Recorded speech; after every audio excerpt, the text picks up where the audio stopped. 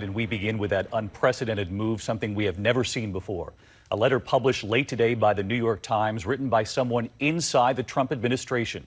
An anonymous senior official describing what it's like inside the White House, inside this administration, saying, "I work for the president, but like-minded colleagues and I have vowed to thwart part of the president's agenda and his worst inclinations." The senior official writing in that letter, "We know what is happening," adding, quote, "There is a quiet resistance within the administration to put country first." Tonight, the president tweeting just moments ago a one-word question: treason? And it all comes 24 hours after Bob Woodward's bombshell book.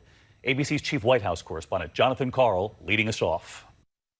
In his call with Bob Woodward, Donald Trump gave a rave review of his performance as president. Nobody's ever done a better job than I'm doing as president, that I can tell you. But now, an historic act of defiance from somebody who works for the president. In an op-ed published in the New York Times, an unnamed senior administration official writes, "I work for the president, but like-minded colleagues and I have vowed to thwart parts of his agenda and his worst inclinations." The official paints a grim scene. It's not just that the special counsel looms large, he writes, or that the country is bitterly divided over Mr. Trump's leadership.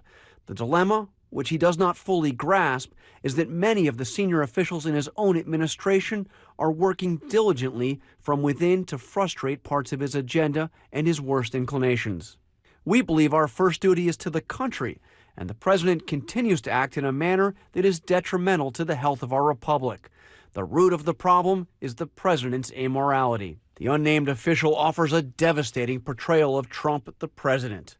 The president's leadership style is impetuous, adversarial, petty, and ineffective. Senior officials will privately admit their daily disbelief at the commander-in-chief's comments and actions.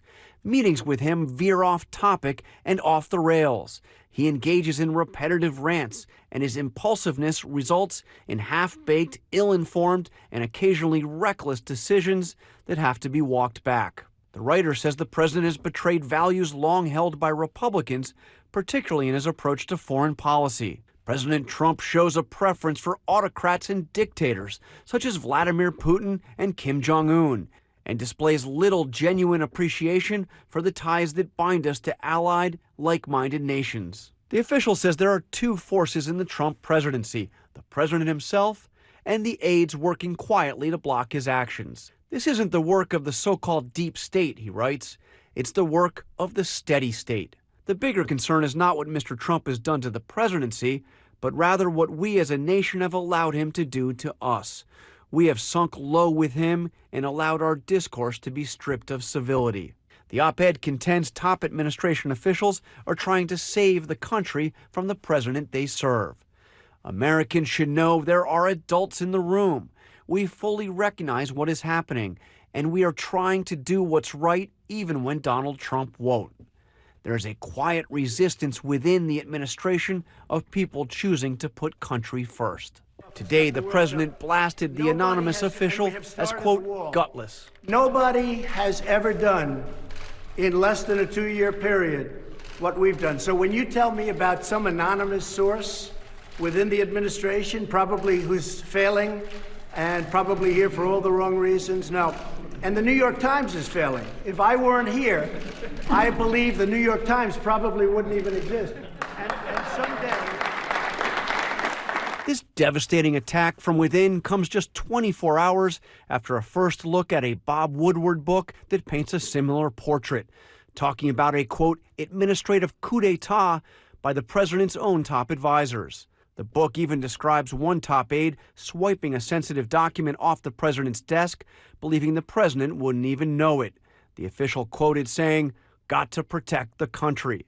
The book describes Defense Secretary Jim Mattis as exasperated after Trump repeatedly questioned the cost of America's large military presence on the Korean Peninsula. Woodward says Mattis bluntly told the president, "We're doing this in order to prevent World War III." According to Woodward, Mattis later told close associates that the president had the understanding of a 5th or 6th grader. Mattis denied using such contemptuous words, and the president today called Woodward's book a piece of fiction. The book means nothing. It's a work of fiction. If you look back at Woodward's past, he had the same problem with other presidents. He likes to get publicity, sell some books. The president reacting to that book, now reacting to this letter in the New York Times. Let's get right to Jon Karl, live at the White House tonight. And John, this was an extraordinary move by the New York Times to publish this letter by someone they describe as a senior administration official, particularly because the person didn't sign their name. The writer remains anonymous tonight. I know our team reached out to the Times late today to find out what went into their decision making here. How are they explaining their decision tonight? Well, the Times says that this official wanted to remain anonymous, and they believed that publishing the essay anonymously was, quote, the only way to deliver an important perspective to our audience. But as you pointed out, the president is suggesting this is treason, and the White House is saying that whoever this official is should resign immediately. Jon Karl, live at the White House, leading us off.